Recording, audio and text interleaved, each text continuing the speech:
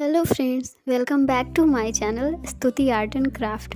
और बहुत सारा थैंक यू जो आपने मेरी वीडियो पर विज़िट किया।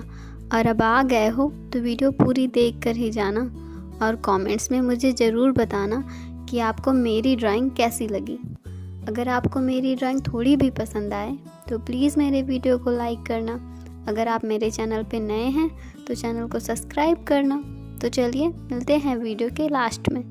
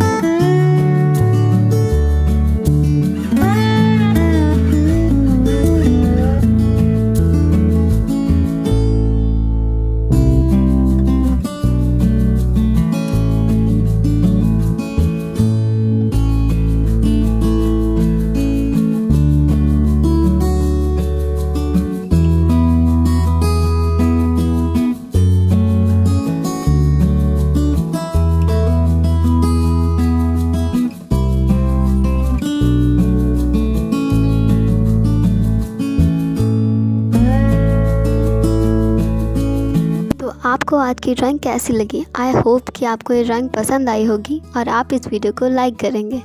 तो चलिए मिलते हैं कल एक नई वीडियो के साथ। तब तक के लिए बाय बाय।